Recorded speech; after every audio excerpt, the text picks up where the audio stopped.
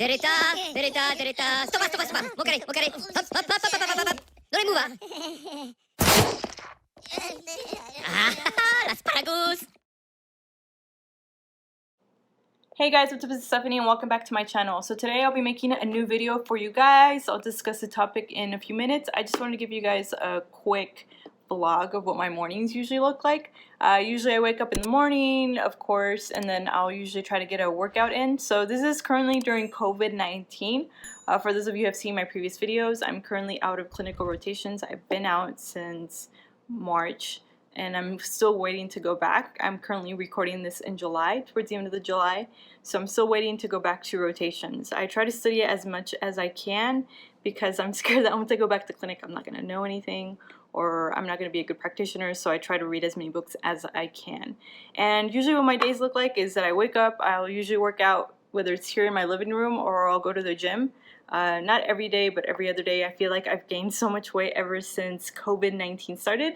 And then after that, I'll come back and then I'll just clean around the house, and then I'll usually just go over my flashcards, which I wanted to show you guys also, and then I'll read some books. I'm in between reading these two books that I've been trying to finish ever since I started my clinical year. I was listening to a podcast. I'm a huge podcast fan, and there's a bunch of podcasts that I really recommend for PA students. Of course, the one for during your didactic year is going to be the Physician Assistant Exam Review podcast by Brian Wallace. It's amazing. I really recommend it. I listen to this podcast every day during my didactic year to PA school, from PA school, and then when I got off my car and I walked to class, which was about a 10-minute walk or 15-minute walk, I would also listen to it. And so you would see how much you gain and information your brain gets when you're taking the exam, because I would take it and I'd be like, oh, I remember Brian Wallace saying this, so I remember this and that and this and that. So I really recommend podcasts. Right now I usually listen to a lot of clinical podcasts. My favorite one right now is called The Curbsiders. It's an internal medicine podcast, but they have a lot of stuff over family medicine. And those are my next two rotations, so I've been listening to them since March, and I've been binge listening to them. So I'll usually listen to them if I go out on a walk, if I go out on a run, if I'm cleaning also, or if I'm just doing stuff around the house. That way I can get some learning, kind of. And I think it's really good. It's basically a bunch of internal medicine doctors, and they are talking about just about their experiences. They'll have some special guests, like they'll have neurologists on there, and then they'll have some nephrologists. So I really recommend it. I'll put the links below for the podcasts that I recommend. So once again, it's a Curbsiders podcast for clinical year. I really recommend it. And then also the Physician Assistant Exam Review podcast by Brian Wallace. They're all free. If you have an Apple iPhone or even Android phone, you can definitely get those. They're free and it's great material. I really recommend it. And right now I'm currently also working on finishing these books, which I will show you in a few minutes. When I'm not recording videos or I'm not listening to podcasts, I'll usually read these books. This is the ICU book. I haven't gotten that far. I'm on page 139. I'm doing one of my rotations in ICU, so I want to make sure that I get ready before I start the rotation. And then this book, I really recommend it for those of you who are wanting to pursue family medicine or even emergency medicine or surgery. I wish I read this before my ER and my surgery rotation. I was listening to a podcast, and one of the doctors on the podcast, ER doctor, recommended this book, and I highly recommend it. I got it on Amazon for like $30. It's amazing. It's a really easy book, read book, and it lets you know how to perform a good abdominal exam and how you can get so many things from just doing a good abdominal exam. So yes, so that's what I usually do. And then I try to do my flashcards during the day. So if you see my previous videos, I love Osmosis. I usually use Osmosis for flashcards, or I use, for example, Quizlets, Quizlets from Smarty Pants that are already pre-made. And I try to use them every day. For now, this one, I've been using Osmosis a lot more because Osmosis kind of blends everything. It does pathophysiology, it does pharmacology, clinical medicine, everything. So I really like it, and they have a lot of things you can choose from.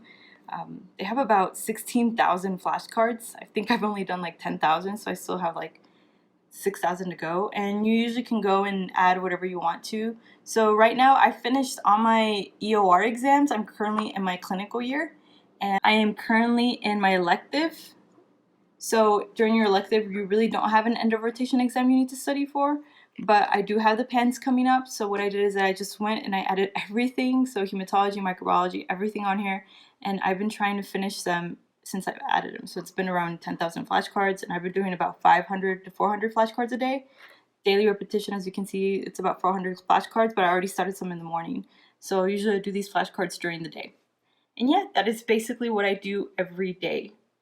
So once again, I wake up in the morning and then I'll go and do a workout if I can. If I don't, if I have other stuff going on, like sometimes I have a class that I have to attend through online with my professors for PA school, then I'll do that. But I'll try to do a workout and then I'll come back and then I'll read my books. So I'll read the ICU book or the Cute Abdomen. I also read the PANCE Prep Pearls, the new edition, since I'm trying to prepare for the PANCE. And then in between that, I'll usually do my flashcards, or in between that, if I have to cook, if I have to clean, then I'll listen to podcasts. That way my brain is somehow working and I'm learning during this time. But yes, I just want to show you guys a quick vlog, and that is my vlog, and that's what I'll be doing today. So let's get into the video. So the topic for today that I wanted to talk about is basically how I got accepted into PA school on my second attempt applying to PA school. So I wanted to discuss that. I know when I release this video, it'll be around the time that most of you are applying to PA school. Most of you have already maybe started receiving acceptances or rejections or have gotten waitlisted. So I just want to talk about my experience when I was applying to PA school. So currently, like I stated earlier, I'm currently a second-year PA student. I applied in 2017. It is currently 2020, so it's been a while when I applied. And then in addition to that, I actually applied twice. So the first time I applied was in 2016, and then I applied in 2017. And then finally I got accepted into PA school the year of 2018. I started fall 2018, and it's currently July 2020. So it's been a while since I applied to PA school, and most of it has not changed. The prerequisites are the same thing. So yes, I applied 2 times to PA school. The first time I applied to 9 schools. I applied really late in the cycle. It was towards the end of August. I think it was towards the beginning of September, and my application was not as strong as my second application. I was kind of rushing things, and that's what I really do not recommend, is for you to rush things. Make sure that you have everything ready, but also make sure that everything that you have that is ready is pristine. Like your letters of recommendation are on point. It's someone that knows you well and can speak of you as a future physician assistant, as a student, as an employee, and they can see the passion that you have for working with others and the passion that you have for pursuing medicine.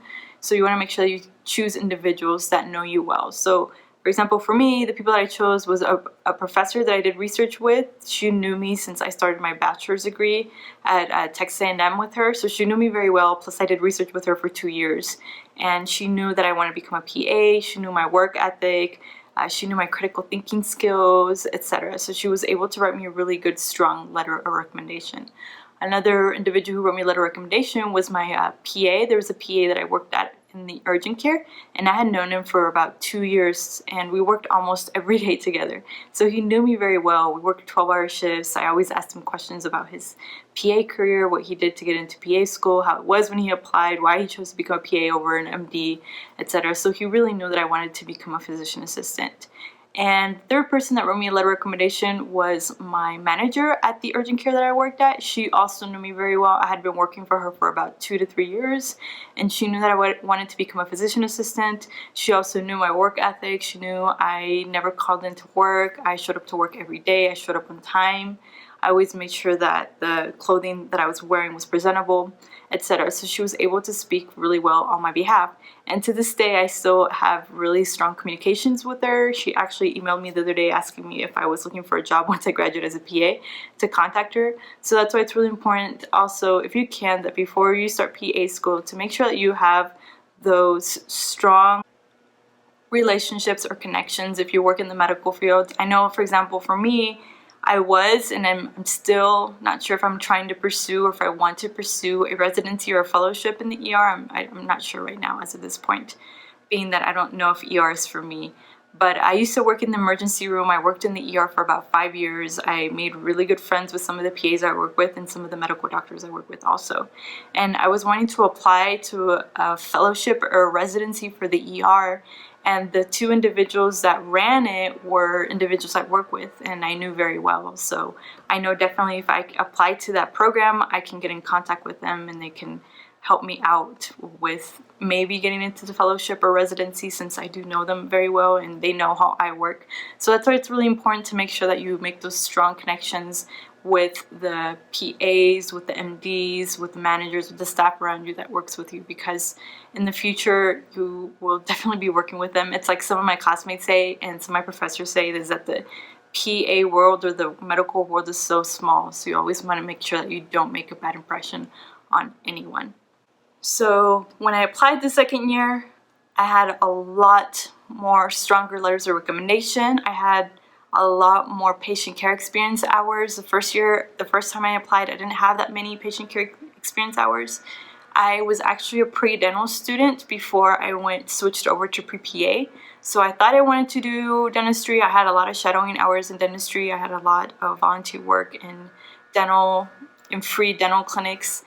So I had a lot of experience in dentistry, but I didn't have a lot of experience in the medical field. I mean, I did work in the ER for 5 years, but I hadn't shadowed a PA. I didn't have any patient care experience hours, only healthcare experience hours, because the job I had didn't involve a lot of hands-on or any hands-on at all. So when I applied, I had less than 1,000 hours for patient care experience hours.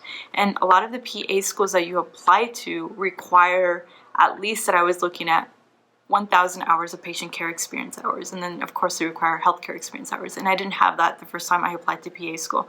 On top of that, my GRE score was not very high, and also I didn't have a lot of shadowing hours either, so that may have not allowed me to get into any school the first year. So when I applied the first year, I remember I still didn't know how CASPA worked.